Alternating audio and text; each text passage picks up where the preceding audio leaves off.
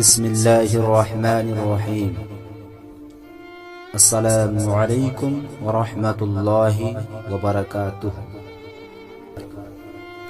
دوستوں، ہم سب انسان ہیں اور ایک انسان ہونے کے ناطے ایک عام بات ہے کہ ہم کبھی بہت خوش ہوتے ہیں تو کبھی اداس ہوتے ہیں۔ تو جب ہم بہت خوش ہوتے ہیں تو اس وقت ہم سوچیں کہ ہماری خوشی کی وجہ کیا ہے؟ کیا یہ خوشی اس تعلق کی وجہ سے ہے جو تعلق ہمارا اللہ تعالیٰ کے ساتھ ہے، یا پھر دنیا کی کسی چیز کی وجہ سے؟ اگر ہمارا خوشی اس تعلق کی وجہ سے ہے جو ہمارا اللہ تعالیٰ سے ہے تو یہ ایک بہت اچھی بات ہے، اور یہ خوشی کبھی ختم نہیں ہوگی۔ اور اگر یہ خوشی جو ہمیں محسوس ہو رہی ہے کسی دنیاوی چیز، دنیاوی تعلق کی وجہ سے ہے تو یاد رکھیے وہ ایک دن آنے والا ہے جب وہ چیز جس کی وجہ سے ہم خوش ہیں ہم سے چھین کر ہم کو آزمائے گا، اور یہ ہو کر رہے گا، یہ ہوگا کیونکہ اللہ تعالیٰ فرماتا ہے اگر ہم نے تم کو کوئی نعمت عطا کی تو اس کا مطلب یہ نہیں ہے کہ وہ چیز ہمیشہ تمہارے پاس باقی رہے گی۔ اللہ تعالیٰ ہم میں سے ہر ایک کو آزمائے گا، کبھی خوف سے، کبھی بھوک سے، کبھی نقصان سے، اور کبھی ہماری جانیں لے۔ تو دوستوں، جب ہم کبھی اداس ہوتے ہیں، ہم پریشان ہوتے ہیں تو ہمیں کیا کرنا چاہیے؟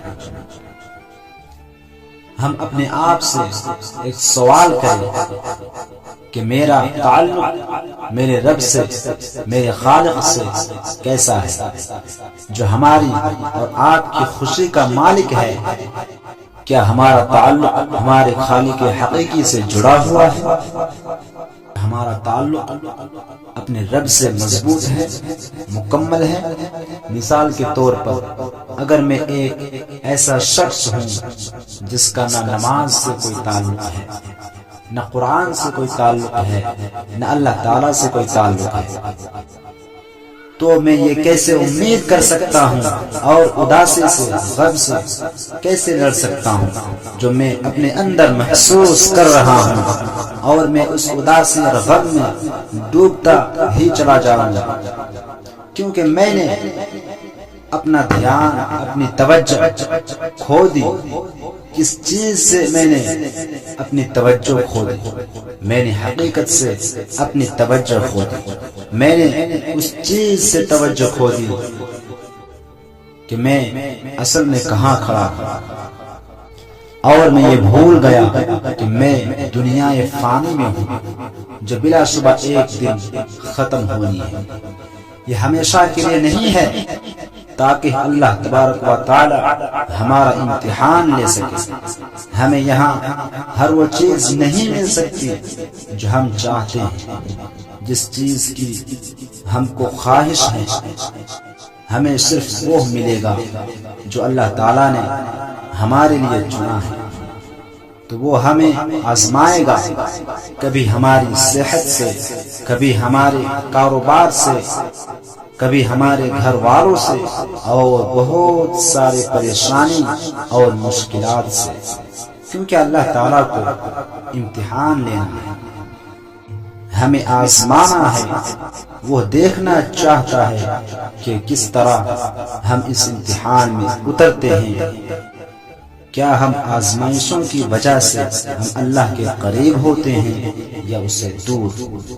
ہم لوگوں کو دیکھتے ہیں کہ جب وہ بہت اداس ہوتے ہیں اور اچانک ان کے پاس کوئی اچھی خبر آتی ہے تو وہ اچانک سے بہت خوش ہو جاتے ہیں، اور کبھی ہم دیکھتے ہیں کہ ایک شخص جو بہت خوش ہے اور وہ یہ سمجھتا ہے کہ دنیا کی تمام نعمتیں اس کے پاس موجود ہیں، تبھی اچانک اس کے پاس کوئی بری خبر پہنچتی ہے جو اس کی ساری خوشیوں کو ملیے میٹ اور تباہ کر دیتی ہے۔ جیسا کہ میں نے کہا کہ جب ہم اداس ہو تو ہم اپنے آپ سے سب سے پہلے یہ سوال پوچھیں کہ ہمارے تعلق رشتہ اللہ تبارک و تعالیٰ کے ساتھ کیسا ہے؟ کیا ہماری نمازیں درست ہیں؟ کیا ہماری نمازیں ہمیں اللہ سے قریب کرتی ہیں؟ کبھی ہم نے سوچا ہے کہ ہم اپنی نمازوں کو کس طرح ادا کر رہے ہیں؟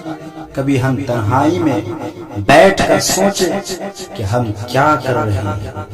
ہم کس کے سامنے سجدہ کر رہے ہیں؟ ہم نے کس کے سامنے اپنا سر کو جھکایا ہے؟ کیا اس ذات کے سامنے جس نے مجھے بنایا، جس کے ہاتھوں میری خوشی ہے، جس کے قبضے میں سب کچھ ہے، اور ان سب سے بڑھ کر اس ذات کے سامنے جس کے پاس ہمیں ایک نہ ایک دن جانا ہے؟ جب میری آنکھیں بند ہوں گی جیسے کہ وہ لوگ جو ہم سے پہلے چلے گئے اور جو ہمارے بعد اس دنیا سے جائیں گے، اس ذات کے سامنے جو پورے کائنات کے بادشاہ، اسی ذات کے لیے میں نے اپنا سر کو جھکایا ہوا ہے۔